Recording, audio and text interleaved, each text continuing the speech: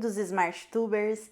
Aqui é Michele Denardi Tamburuz, direto de Orlando, Flórida, retornando após 2 meses afastada das atividades aqui no YouTube, para falar para vocês sobre essa conversa que saiu na mídia, mais precisamente na internet. Alguns comentários vêm sendo feitos referentes à extinção do FGTS. Que história é essa? Vamos conferir os detalhes no vídeo e só para dar uma satisfação a vocês, claro, em relação à minha ausência nesses últimos 2 meses, que eu agradeço quem permaneceu inscrito no canal, permaneceu acompanhando vídeos antigos, assistindo os outros vídeos, se atualizando, de que eu estive ausente em função de uma situação bastante difícil, referente a um ente muito querido, que passou por uma situação de emergência, teve que fazer 2 cirurgias, teve uma infecção generalizada, passou quase 1 mês no hospital, mas graças a Deus, as orações de muitos amigos, parentes, ele está bem, ele está recuperado e eu posso estar aqui novamente para conversar com vocês.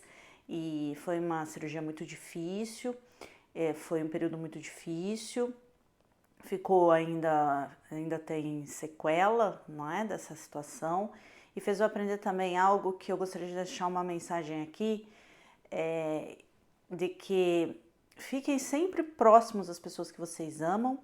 E agora estamos aí, está chegando o Natal, teremos o Ano Novo, e o ano de 2022 nós esperamos que seja bem melhor que o ano que passou. Mas o que eu aprendi é como o ser humano ele se transformou em um ser utilitarista. E, por favor, evitem esse comportamento, não fiquem levando a mensagem de que você tem que pensar só na sua felicidade individual, você não tem que sacrificar nada da sua felicidade em relação a ninguém, a nenhuma pessoa.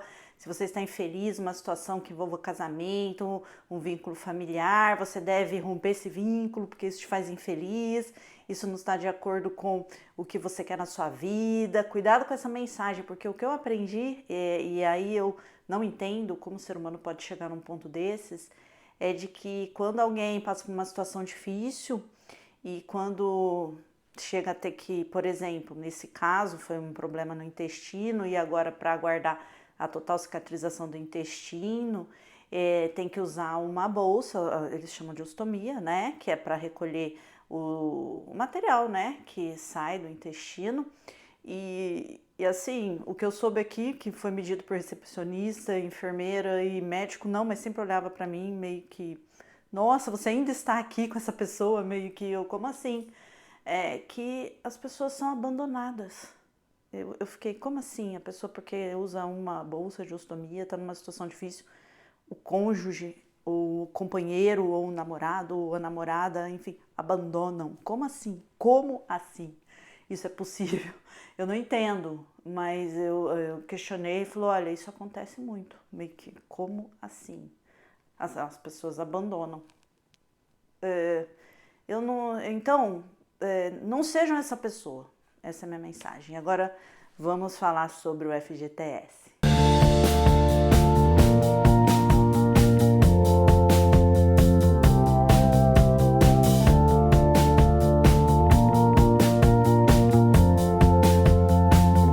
Bom, essa situação de se falar da extinção do FGTS surgiu em função da divulgação de um relatório. Agora em novembro começou essa divulgação, de que nesse relatório do grupo de estudos especiais que tratam da reforma da legislação do trabalho, elaborou dizendo nesse relatório que está disponível, vou deixar aqui embaixo os links, no site do Ministério do Trabalho e Emprego, de que seria necessário criar-se uma poupança calcionada em substituição ao que se tem hoje relacionado a fundo de garantia por tempo de serviço, no caso o FGTS, e o seguro-desemprego. Então iriam juntar essas 2 figuras nessa figura chamada poupança calcionada. E a justificativa para isso seria de que deve-se estimular a permanência do trabalhador no emprego em que ele exerce naquela determinada empresa, dizendo que o fato de existir uma multa que é apropriada, eles usam esse termo, apropriada pelo trabalhador, que é aquela multa de 40%, né? Quando ele é dispensado sem justa causa, seria um motivador para que ele trocasse de emprego. Seria responsável por alta rotatividade do emprego, usam uma estatística dos anos de 2011 e 2014 para justificar isso, do tipo, houveram 60% de situações em que envolveram essa questão e aumento nas demissões. Mas espera, vamos aqui numa questão básica. Demissão é quando o funcionário, o trabalhador, quer se desligar da empresa. Quando isso ocorre, não tem a multa. Lembrando que a multa de 50%, a multa não é 40%, é de 50% sobre o valor que está depositado no Fundo de Garantia do Trabalhador, sendo que 10% vai para o governo e 40% para o trabalhador. Nessa nova sistemática que eles querem implantar de poupança calcionada, etc. Lembrando, pessoal, esse é um relatório que foi apresentado por um grupo de estudos que não reflete ainda o que o governo pensa sobre isso, que o Ministério do Trabalho pensa sobre isso. Então, eles vão começar agora a debater essa questão, então fiquem atentos. Então, nessas circunstâncias, teria-se que esse valor da multa deveria ser pago ao governo. Interessante que eles usam o termo apropriação quando falam do trabalhador e usam o termo pagamento quando usam o governo. Deveria ser pago para o governo e o governo devolveria uma parte disso, ou seja, não tudo, ficaria com uma parte para ele, uma parte que o governo iria depositar nessa poupança calcionada, e não seria uma situação que você vai lá e saca de uma vez. Você deve sacar em prestações, né? Então, eu fico pensando, como que eles podem dizer, então, como que o trabalhador tem interesse de mudar de emprego para receber a multa? Tirando a questão que ainda agora, com a reforma de 2017, a possibilidade do trabalhador que se desliga da empresa fazer um acordo com o empregador e ter uma multa no importe de metade do valor se for dispensado, pura e simplesmente, porque às vezes sim, o funcionário tem interesse de mudar de emprego porque ele encontrou uma oportunidade melhor, um emprego que melhor se adequa a ele. Então, como que o governo pode pressupor, né? Não diria o governo, desculpem, foi uma fala errada. Como que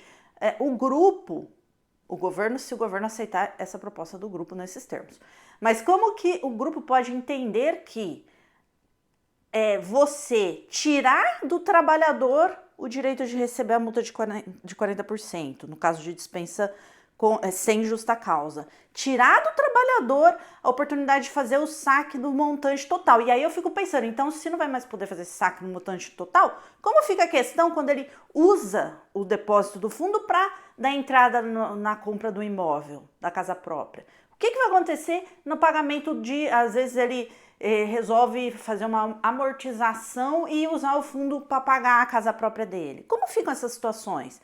E parece que o fundo de garantia, que a multa de 40% nossa, o trabalhador ele está tendo uma vantagem absurda. Escuta, eu não entendo isso, porque vejam, se você pega a média de salário da maioria da população, a população não tem uma fortuna depositada em fundo de garantia para justificar que uma eventual multa de 40% vai fazer uma super diferença nessa questão de fazer com que o trabalhador queira mudar de emprego. Quer dizer, não, você não pode mudar de emprego, ou você não pode sair do seu emprego, ou quer dizer, é o governo de novo, é uma proposta para que o Estado venha e fale, olha, você não vai sair do seu emprego, porque essa multa você não vai receber o valor total, como se isso fosse um estímulo para o trabalhador pedir o desligamento. E ele usa o termo apropriação, como se está se apropriando, como se não fosse um recurso de direito dele. Pessoal, assim, eu espero que essa proposta vá para a gaveta, sinceramente, eu não vejo nenhuma vantagem, porque pelo que fala, vai criar um fundo, um fundo individual do trabalhador, seria um FIT, então, a gente já tem o fundo de amparo ao trabalhador, que é para pagamento do seguro-desemprego, então, Quer dizer, é mais uma vez tirando a dignidade do trabalhador, porque o trabalhador, ele trabalha, ele não tem interesse de ficar mudando de emprego e ser mandado embora para receber uma multa de 40%. E nem para ficar recebendo seguro-desemprego. Então, se você pressupõe que ele está querendo sair do trabalho, e se ele está querendo, estaria eventualmente motivando uma dispensa, porque ele só vai pegar multa se for dispensado. Se não, se for demitido, aí não, ele não tem acesso a multa nenhuma. Ele pede, eu tinha um vínculo empregatício com uma universidade, eu pedi o desligamento, ou seja, a minha demissão, e, portanto, eu não recebi nenhum valor de multa de FGTS. Por quê? Porque, obviamente, eu pedi o desligamento. Ponto, simples assim. Então, nessas circunstâncias, eu não vi nesse relatório nada que venha favorecer o trabalhador. Essa justificativa de estabilidade de emprego, diminuir a rotatividade no emprego, enfim, é mais uma vez intervindo na liberdade do trabalhador de escolher o caminho que ele vai seguir na vida dele, ainda tirando o direito que ele tem já. Que tá muito, na minha opinião, o FGTS está muito bem estruturado, mas é novamente uma proposta que, se for adotada pelo governo, vai gerar apropriação pelo governo do recurso que existe no FGTS para o trabalhador. Eu não vejo utilidade nisso, sinceramente, eu não vejo nenhuma utilidade nisso. Eu não vejo o benefício para o trabalhador, porque a gente tem que pensar no benefício para o trabalhador, né? A fala que eles usam é que vai ser melhor. Que benefício teria o trabalhador? Vai ser uma forma de ele ter uma remuneração melhor no FGTS do que ele recebe hoje. É só pegar e remunerar ele no percentual justo de mercado. Simples assim. Porque todo mundo sabe que os recursos do FGTS também são usados para a construção de casa própria, casas populares que são vendidas às pessoas que às vezes não têm condições de pagar um valor de juros muito alto, etc. Então tem uma função social também relacionada à promoção da moradia para as pessoas que estão em condições de vulnerabilidade econômica. Ou seja, querem estragar todo esse sistema simplesmente criando uma proposta que faz com que o governo seja aquele que vai pôr as mãos no dinheiro do trabalhador. Eu não concordo com isso, porque na proposta também coloca o microempresário nessa, sob a justificativa que ele, em períodos de adversidade, ele teria como uma poupança. Veja, o microempresário, se ele quiser ter uma poupança, ele faça a poupança dele. Na verdade, ele precisa contratar um administrador de empresas, um administrador que possa orientá-lo, ou um financista, enfim, que o oriente no percentual que ele deve todo mês do lucro que ele receber, reservar para um caso desses. Não precisa ser o governo que vem e fala, não, você põe o dinheiro aqui na minha conta para eu te devolver esse dinheiro depois. Como assim? Não é? Então, e outra, os percentuais, né, tem lá na proposta, a empresa continua arrecadando os 8% em benefício do funcionário. E depois o governo iria depositar mais um percentual, por isso que ele está querendo justificar que ele que vai gerir esses recursos e que ele que vai gerir e receber essa multa vai exclusivamente para o governo, porque ele estaria devolvendo um percentual disso. Isso, e não é todo funcionário. Seria uma situação escalonada também em relação do que os que ganham menos teriam mais acesso a esses recursos. Essa parte não ficou muito clara para mim como funcionaria, né? Sinceramente, falando para vocês. Né? Mas dá a entender que não, ele é para favorecer quem tem uma remuneração menor em relação àquele outro que tem uma remuneração maior. Ficou confuso para mim essa história. Na verdade, eu não vi vantagem para o trabalhador, né?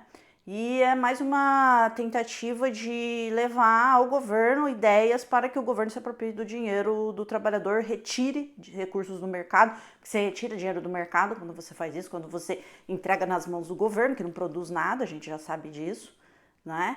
E, enfim, então fiquem alertas, fiquem atentos, não apoiem essas medidas. Eu vi lá quem foi que escreveu as propostas, lá entre as pessoas que elaboraram essa proposta estão economistas, advogados, magistrados, enfim, mas a sociedade civil ali não foi ouvida ainda, então, né, infelizmente, eu fico preocupada.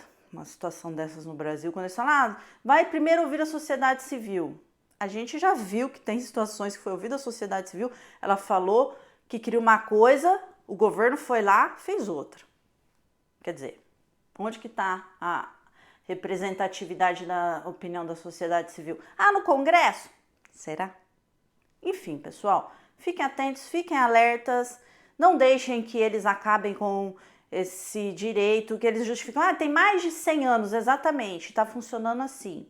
Tem mais de 100 anos e deve continuar por mais 100 anos. Só, óbvio, com as adequações como nós temos hoje, não é? Que você pode quitar o imóvel, você pode amortizar prestações do imóvel com o saldo do seu fundo de garantia, você pode sacá-lo em caso de doenças graves ou incuráveis, né? Então, como ficariam essas situações? Não fala nada ali. Se for do jeito que tá ali, quer dizer, você não saca, você não pega um montante, não é? Que está depositado de uma vez e saca esse montante. Você vai ter que ficar recebendo esmola, que é o que o governo gosta, de dar esmola. Então, por favor, pessoal, prestem atenção nisso, não permitam que mexam nos seus direitos relacionados ao fundo de garantia, não permitam essa extinção. Se eles quiserem criar uma outra coisa, que eles criem, mas não mexam no fundo de garantia. Embora não tenha que criar mais nada, né, no Brasil, nossa. O governo não é um saco sem fundo de dinheiro, né? Um saco furado. Você põe dinheiro aqui, some, põe dinheiro, some. Nunca vi igual. Enfim.